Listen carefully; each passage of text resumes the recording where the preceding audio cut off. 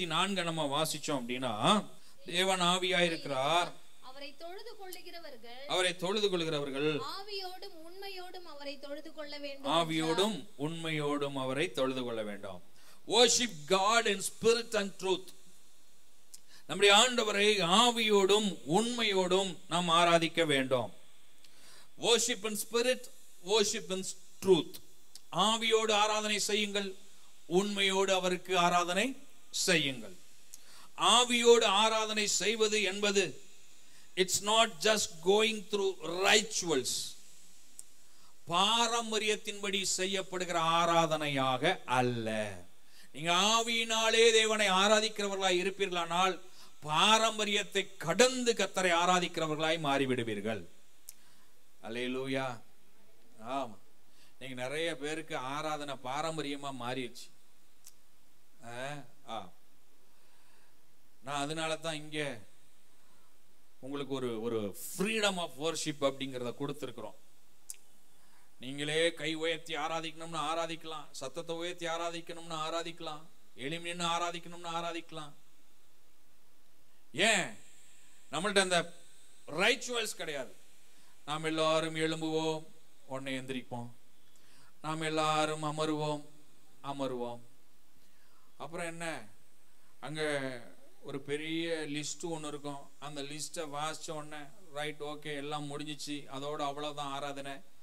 அப்படி அல்ல. ரைச்சுவல்ஸ், பாரம்பரியத்தையும் கடந்ததுதான் ஆவியிலே கர்த்தரை ஆராதிப்பது. அல்லேலூயா. பாரம்பரியத்தெல்லாம் கடந்தது. சிலருக்கு காலையில எழும்பி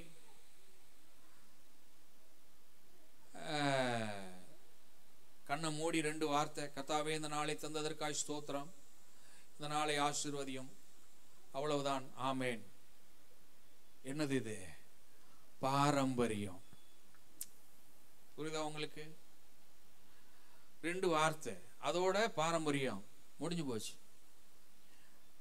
அப்புறம் சிலர் இவர்களை பாரம்பரிய கிறிஸ்தவர்கள் சொல்றதா அல்லது பண்டிகை கிறிஸ்தவர்கள் சொல்றதான்னு தெரியல. கிறிஸ்துமஸ்க்கு வருவாங்க, நியூ இயருக்கு சர்ச்சுக்கு வந்துருவாங்க. அதுக்கப்புறம் இடையில ஒரு விசிட் ஈஸ்டர் அன்னைக்கு, அதோட அவ்வளவுதான்.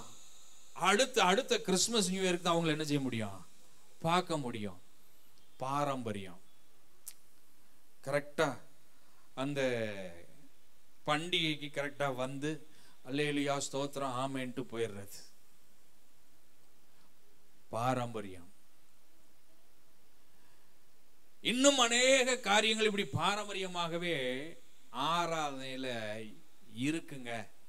அதை எல்லாவற்றையும் உடைத்தெறிந்து அவை எல்லாவற்றையும் கடந்து ஆராதனை செய்வதுதான் ஆவியோடு கர்த்தரை ஆராதிப்பது. அல்லேலூயா. அப்ப தினந்தோறும் காலையில 5 நிமிஷம் அல்ல, நீங்க எப்பெல்லாம் நேரம் கிடைக்குதோ அப்பொழுதெல்லாம் ஜெபிப்பதும் ஆராதிப்பதும் தான் ஆராதனை. அல்லேலூயா. ஏதோ சும்மா கடமைக்கு 2 வார்த்தை சொல்லி ஜோம் நீட்டேன், அதோட முடிஞ்சு போச்சு. நோ நோ நோ நோ, அதுக்கும் மேல. அல்லேலூயா.